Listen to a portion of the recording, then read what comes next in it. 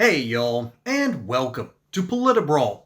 My name is Brian, and this Texas representative does not hold back and calls out the blatant hypocrisy of the mainstream media's coverage when it comes to the Texas redistricting map.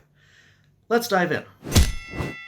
You've made the argument that this mid-decade redistricting is justified and necessary, despite Texas, with the same governor and a Republican majority, approving a new map only 4 years ago. So what's wrong with the map that Republicans put into place just 4 years ago? Well, there's been a lot. First of all, I want to be really clear about something. My Democrat colleagues that have fled their constitutional post here, and are hiding up with Governor Pritzker. By the way, probably the biggest gerrymanderer in the country, by the way, is Governor Pritzker.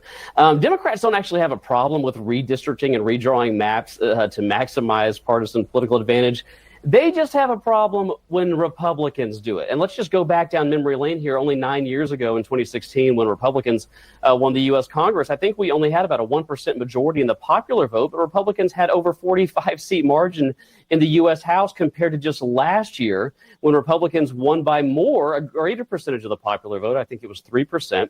But we only had a 2 or 3 seat advantage. Well, why is that? I'll tell you why. It's because Democrat states across the country for a decade have been engaged in radically aggressive redistricting to maximize their electoral advantage in ways that Republican states, quite frankly, haven't done. So you would support federal legislation, I imagine, to fight gerrymandering across the board? Here's what I want to support. I want to make sure that elected Republicans in the state of Texas are doing everything we can to make sure that Congress, the United States Congress, in the upcoming midterm elections, does not fall into the hands of the radical extremist Democrat This is purely Party, a which is exactly political what that move. party has become. And hey, I got to make this point. This is purely a political move. This isn't about the making U.S. sure. Constitution. Sir, let me ask the question. You are clearly making the argument that this needs to happen for political reasons. That because your argument is Democrats have gerrymandered, therefore Republicans must also gerrymander. Why not get rid of gerrymandering altogether and actually put the power in the hands of voters to make the republic more efficient? Well, I actually think we are trying to make the maps more representative. And here's the reality. The United States Constitution and the Constitution of the great state of Texas absolutely allows us to undergo this type of redistricting effort. So we're doing something that's completely legal, it's completely constitutional, and I am doing everything I can in my power as an elected member of the state of Texas to make sure that the state of Texas does everything in its power to make sure that Republicans hold on to a majority in the United States Congress. It's as simple as that. That's completely legal. It's totally permissible. The United States Supreme Court has said so on multiple occasions. Quite frankly, we should have done this during the regular session and had this in the rearview mirror by now. So then is your objection against Pritzker or Newsom doing the same thing purely that it doesn't advantage your party? That's not consistent. No, I've never said something like that. You're putting words in my mouth. My objection, you're pointing the finger at them, isn't that he's not allowed to do it. My objection is the rank hypocrisy and dishonesty of what he's saying. I'm going to hold this up. Can you see this? Do you see this? I want Pritzker. Did y'all have him on to explain Illinois 13, this pinky-sized finger that goes across the entire state that was 100% drawn for partisan political purposes? But I haven't seen anybody at CNN or pretty much any of the other major networks bringing him on, or the Democrats and his legislator that drew a map with districts that are far more gerrymandered than anything that the House, that the Texas maps that we're contemplating look like here today. So it's rank hypocrisy. That's my problem. And the dishonesty and the faux outrage. They're not mad that states are redistricting for partisan purposes. They're mad that a Republican state is doing it. I would welcome Governor Pritzker to come on our program and talk about his congressional maps, but I'm asking you about yours, and there are some funny-looking ones in Texas.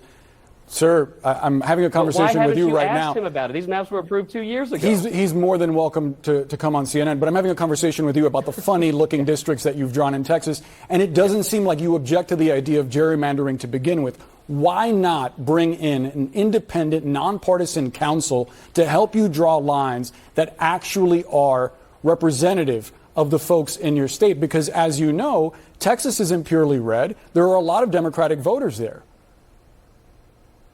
You want some nonpartisan bureaucrat, some new government council, and you were asking me just a minute ago about my concerns about circumventing the will of the voters. The voters, the 30 million voters of the state of Texas, elected me and 149 other colleagues. It's called the elected representatives in the People's House of Representatives. What you're talking about would be one of the biggest ways you could possibly circumvent and silence the will of the voters, as opposed to what I'm proposing, which is saying let the people's elected representatives roll up their sleeves and do the hard work of legislating. Let us vote on the maps. Elected representatives, if they continue the pattern that you're describing, which is just gerrymander, you're just going to gerrymander to keep power.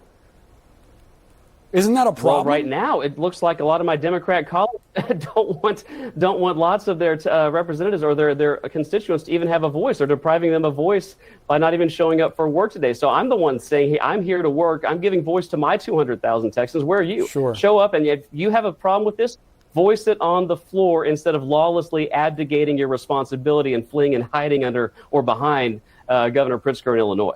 That dude is Brian Harrison, and he's going places. I don't think this is the last time we'll ever see him, and he's only a state rep at the time. Of course, he's naturally going to call out the Democrats who have fled Texas like cowards because they don't want to fess up to the consequences of the actions of, in my opinion, the rest of the Democrat states in this country.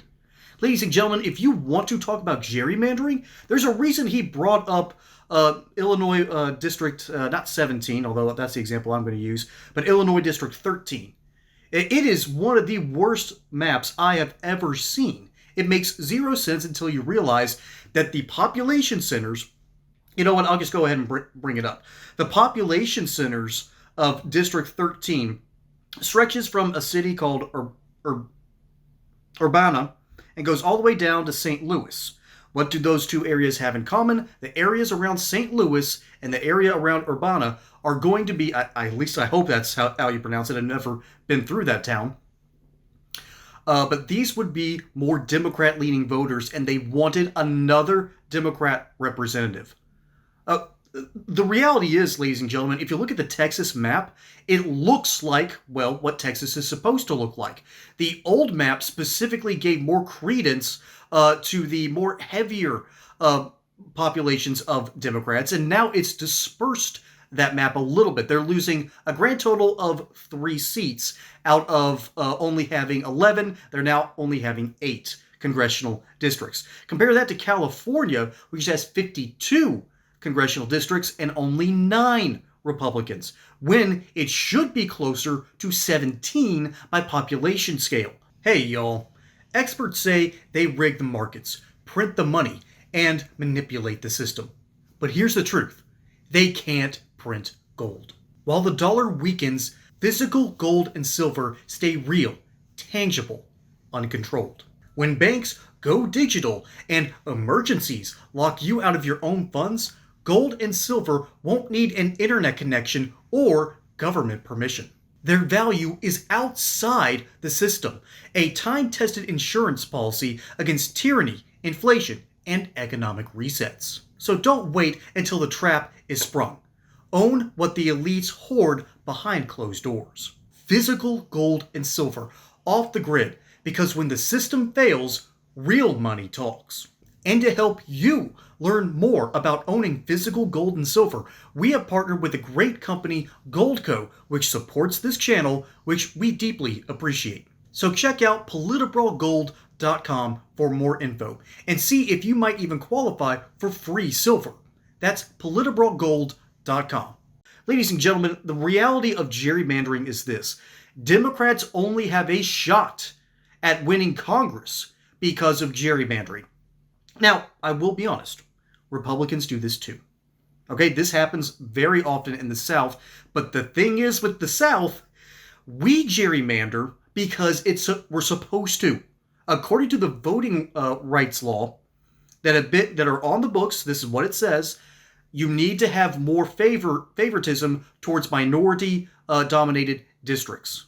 Okay, that's literally written into law. And the Supreme Court's actually going to take a look at that law, if I'm not mistaken. And I'm not a fan of it, but I understand the logic. Remember, things take time, even in democracies. It takes time for for people to have normal relations once again. Remember, it took 100 years to go from the abolition of slavery to full civil rights. It took a long time. It equally takes a long time for goodwill to continue. But the map I really want to talk about here in Illinois, there's the District 17, where the estimated Democratic vote share is 54%, and the estimated Republican share is 45%. This one snakes its way up and down, inside and back outside of the state. It is a horrifically drawn area. So the reality is, ladies and gentlemen, why do Democrats keep getting a pass, but the mainstream media loses their minds whenever the Republicans seem like they're having a bit more, a higher tick up in one state? They do this in Illinois, California, Connecticut, Massachusetts. Connecticut and Massachusetts have about 40% Republican share. I know for a fact Connecticut has 0 Republicans. 0. 6 congressional districts, 40% of the vote. You'd think that would give them at least 2, but no, they quite literally gerrymandered their way out of that situation. Sometimes geography does get in the way. And I can understand that from time to time. That's going to happen with California. It's going to happen with Texas. But you can't tell me that happens in Illinois or Maryland. The reality is, ladies and gentlemen, the Democrat Party would dissolve if they did not have gerrymandering practices in their state legislatures.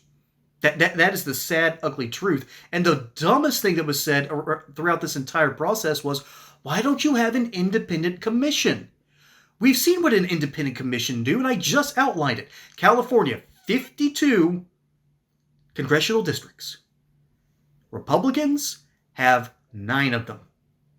By their population, they're about 35%. Okay, so that's ultimately, let's extrapolate the numbers. Let's make it simple. Let's take 50, turn it into 100. That 35% now becomes, 35. Well, now let's cut it back down by half. That means that you need to go half of 35, so you're going to get 17. You'd think that would be a better thing for democracy, but no, it's not. Having unelected bureaucrats run your state legislatures and tell them exactly what to do is dumb. All right? It's just dumb. It's worse for democracy. It's a terrible idea in a republic. And for some reason, California says that and says, we can wash our hands of this madness. I find no fault in this man, said Pontius Pilate. Good grief, give me a break. The mainstream media does not understand what's happening, and they're harder on this dude. Again, Brian Harrison. They're harder on this dude because he isn't an established name. If Senator Kennedy was making this argument, you would not be getting into a testy situation. They still haven't learned their lesson that you can't punch down, but we've learned the lesson that, oh boy, can an uppercut come their way. And that's what was delivered here, man. Brian Harrison was on point, basically laughing Boris off of his own show. That's something that Republicans are learning to do, and I love the fact that I am in this timeline right now. But let me know what y'all think about this whole situation in the comments below. My name is Brian. Hope you enjoyed that segment here on Politibrawl. Don't forget to like and subscribe. Catch you on the next one. Until then, y'all have a good one.